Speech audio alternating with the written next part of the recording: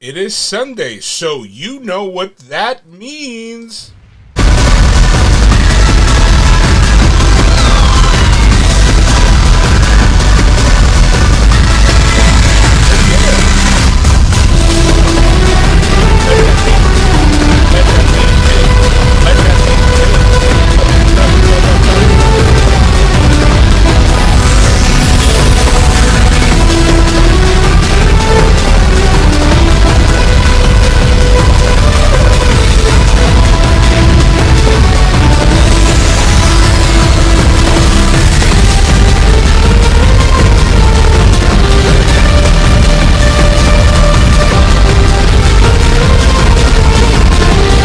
All right, everybody.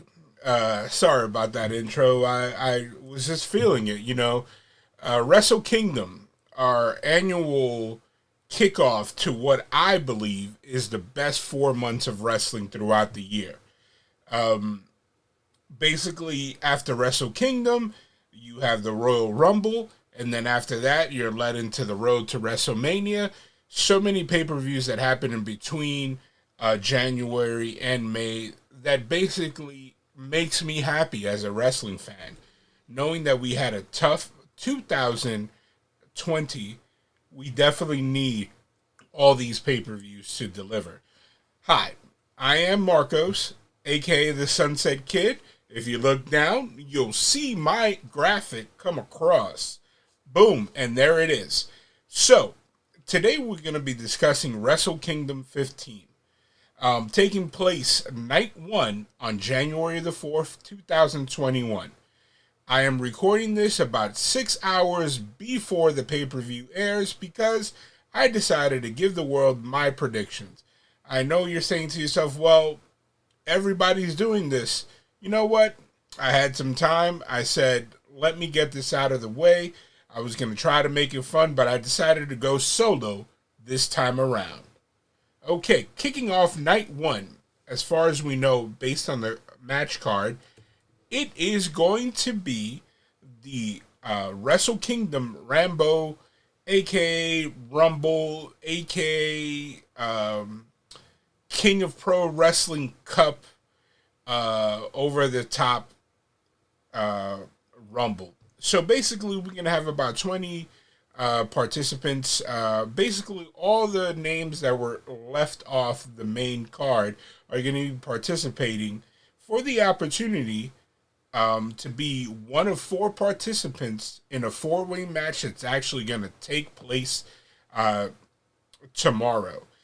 At this point in time, I'm not sure of all the participants, but I'm going to go ahead and give my prediction.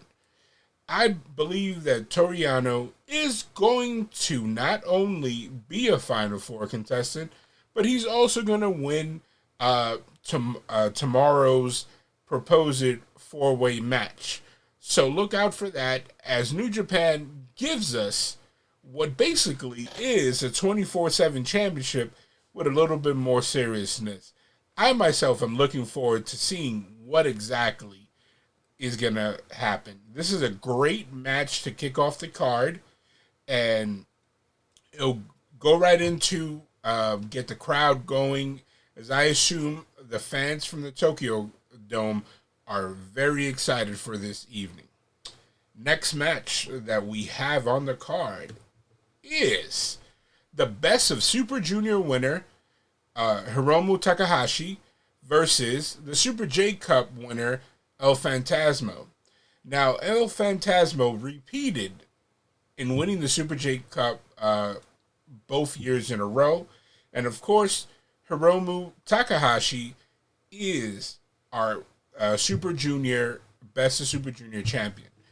I honestly believe, as much as I like El Phantasmo, match is just to get Hiromu Takahashi over to night two.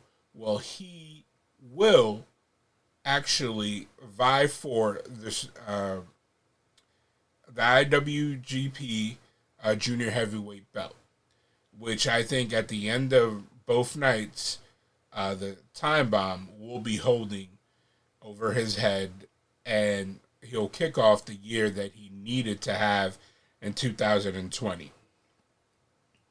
Okay, moving right along. I'm trying to make this a quick video so that way you guys could watch and just let me know. Again, this is my first time doing this alone.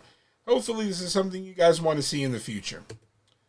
Next match, it is for the IWGP Tag Team Championship. We have Tama Tonga and Tonga Loa, the World Tag Team League champions or winners, versus Taichi and Zack Sabre Jr. I honestly think, as much as Zack Sabre Jr. and Taichi have done for the tag team division, the way that they're playing up that the actual Gorillas of Destiny, aka Bullet Club, they have not won a tag team championship match in Wrestle Kingdom going on the last few years. Given the fact that this is the first time that they won the World Tag Team League, I think they're going to come out on top and finally be atop of the mountain as tag team champions. God has come a long way this year. The character work by Tama Tonga, turning into a new heelish character, changing his appearance, basically putting the Bullet Club back on the map, letting the world know that this is what we're here for. We're the best tag team in the world. So, once again, my prediction will be the Gorillas of Destiny, aka Tama Tonga, Tangaloa, taking the belts from Taichi and Sabre Jr. All right. The match of the night that honestly was probably put together, but is going to turn out to be a good match, is going to be Kenta versus Kojima. Now, we knew that Juice Robinson was in this particular match versus Kenta for the contract to challenge for the U.S.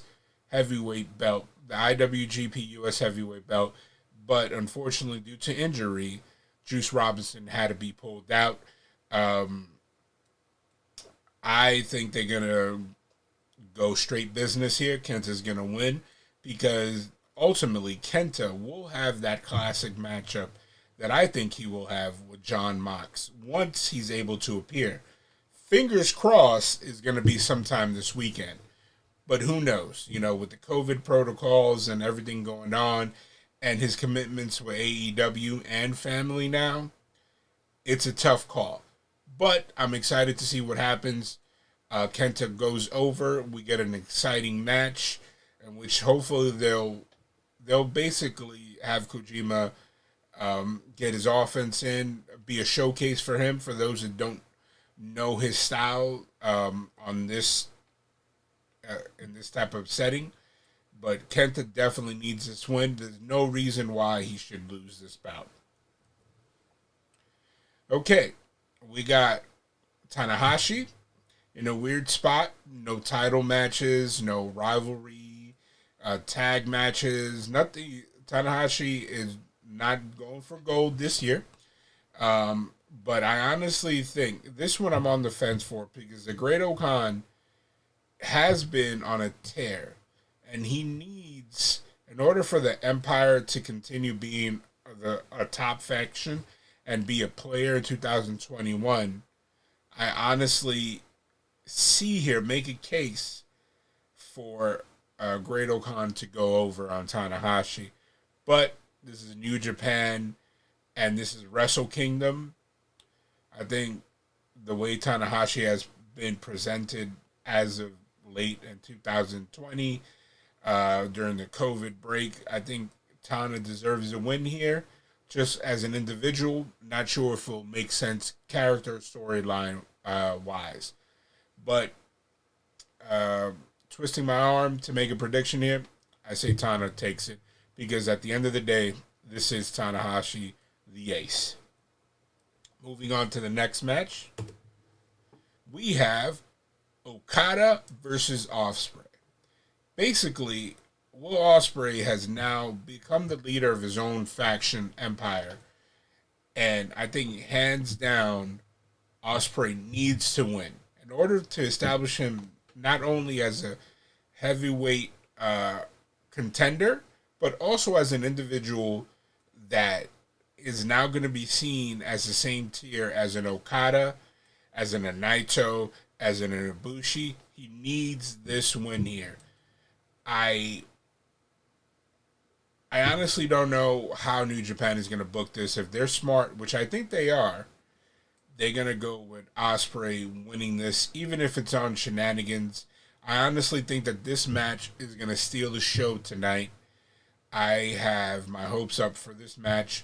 Hopefully the booking will be something that us fans love, because Ospreay needs this in order for him to be considered a name that'll possibly be the heavyweight champion next year. All right. The main event of the night, the IWGP Heavyweight and IWGP Intercontinental Champion Naito, who's had a phenomenal year considering everything that's going on. I think if it was up to me, if based on my personal opinion, I would have Naito retain. However, wrestling is a business, and I think in order for you to prop your new stars, you have to make tough decisions.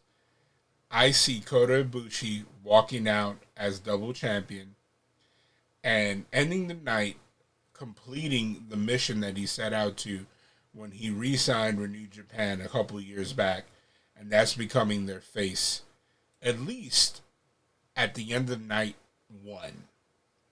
Who knows what's going to happen in night two? As you can see, I'm wearing my Bullet Club hat. I kind of want Jay White at the end of both nights to be holding both belts. But who knows? Only time will tell. So, guys, that pretty much is it for me. I don't have any other news to really go over.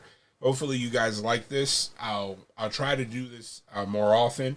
I'm trying to set up something for Royal Rumble, and maybe I'm definitely going to come back tomorrow and try to do night two and just give my opinion about the fallout of night one. Hopefully, I have enough time, and hopefully, you guys like this video. Now, we're going to go back to the same way we ended Wrestle Kingdom 14 with Naito's music cranking through the air.